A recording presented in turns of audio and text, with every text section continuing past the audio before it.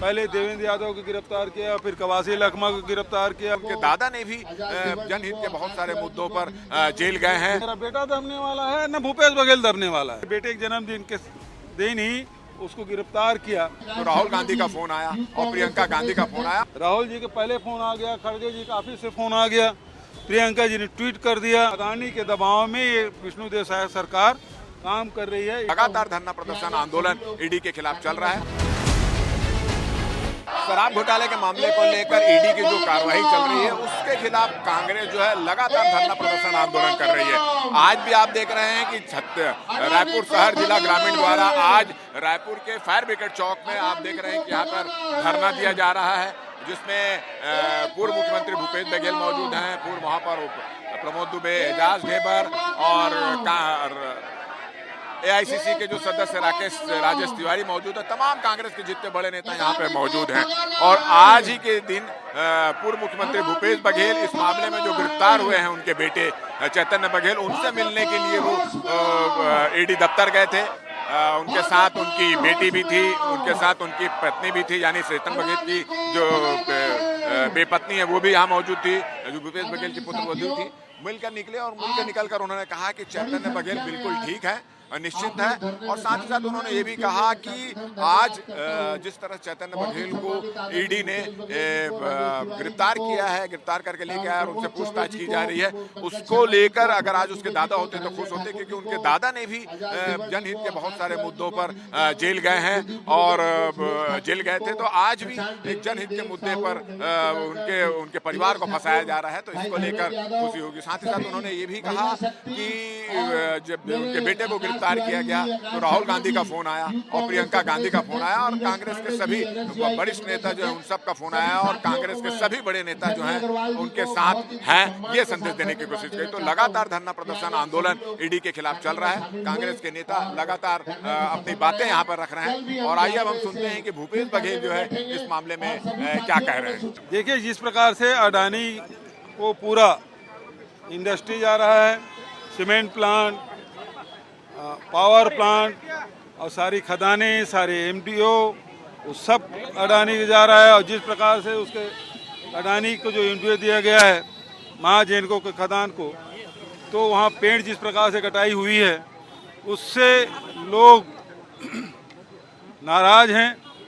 और उसके परिप्रेक्ष्य में अभी आप देखेंगे भारतीय जनता पार्टी लगातार कांग्रेस पर हमलावर हुई है।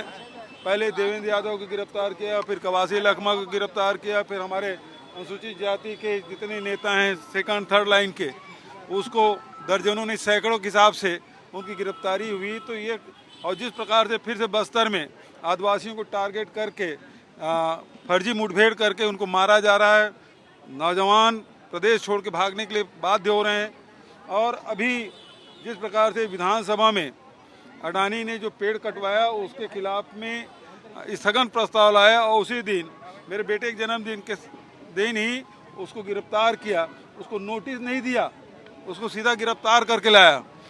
तो ये आनंद फानन में जो गिरफ्तारी हुई है अवैधानिक, उससे स्पष्ट है कि अडानी के दबाव में ये विष्णुदेव साय सरकार काम कर रही है। ईडी गिरफ्तारी कारण ये आज जो गिरफ्तारी करने के जो कारण ईडी ने जो दिया है, उस कॉपी को मैं रात में पढ़ रहा था, तो उसमें क्या लिखा है कि भूपेश बघेल बहुत प्रभावशाली है और गवाहों को प्रभावित कर सकता है, इसलिए इसके चैतन्य का अरेस्टिंग जरूरी है।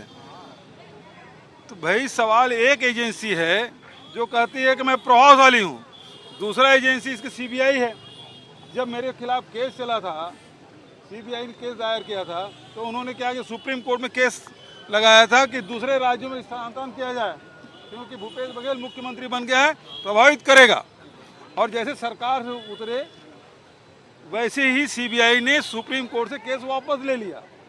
एक एजेंसी कहती है कि भूपेश बघेल अब मुख्यमंत्री नहीं है, इसलिए केस रायपुर में चलना चाहिए। और उसमें आप सबको पता, मुझे उन्होंने मेरे खिलाफ केस चलने लायक जिस दिन चार्जशीट फ्रेम हुआ उसी दिन मेरा नाम हटा दिए।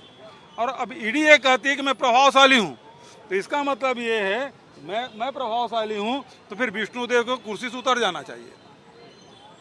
ये एक चीज भाजपा ये बोल रही है कि कांग्रेस मुख्य मुद्दों से भटक कर केवल व्यक्तिगत लड़ाई में उतर आई है, व्यक्तिगत मामला में उलझी हुई है। व्यक्तिगत नहीं, हम छत्तीसगढ़ के मुद्दे की लड़ाई लड़ रहे हैं। यहाँ के लॉ एस, यहाँ के कोल, यहाँ के मिनरल्स, यहाँ के जंगल, इसके लड़ाई हम लोग लड़ रहे हैं। और इस लड़ाई में लड़ रहे हैं तो ये व्यक्ति एक एक करके चुन चुन के सबको दबाने की कोशिश कर रहे हैं। आज मेरे बेटे को पकड़ लिए, तो ये समझे कि भूपेश बघेल दब जाएगा। न मेरा बेटा दबने वाला है, न भूपेश बघेल दबने वाला है, बल्कि अब लड़ाई खंदक की हो गई। दिल्ली जा रहे हैं, दिल्ली में हाईकमान को इनकी जानकारी है, उसको तो पहले से जानकारी है। राहुल जी के पहले फोन आ गया, खड़गे जी का ऑफिस से फोन आ गया, प्रियंका जी ने ट्वीट कर दिया, तो सब लोगों को सबको दिल्ली में सबको जानकारी है। रानी का मामला है तो सबको जानकारी है। तो आपने सुना कि भूपेश बघेल ने कहा कि जो ईडी ने जो कार्रवाई की है उससे भूपेश बघेल और उनका परिवार डरने वाला नहीं है। पूरा हाईकमान, पूरे कांग्रेस के लोग उसके साथ हैं और ईडी की इस कार्रवाई के विरोध में लगातार विरोध प्रदर्शन जारी रहेगा। और जिस मेन मुद्दा था, जिसमें तमनार में जो अवैध कटाई की जा रही थी खदान के लिए, अडानी खदान देने के लिए, उस मामले को लेकर भी कांग्रेस लगातार धरना प्रदर्शन आंदोलन करते रहेगी। हमारा ये वीडियो, हमारी ये बातचीत अगर आपको अच्छी लगी तो ज़्यादा से ज़्यादा शेयर करें, सब्सक्राइब करें, अपने सुझाव को देना ना भूलें। तो मुझे और मेरे कैमरामैन रमाशंकर को दे इजाज़त। नमस्कार।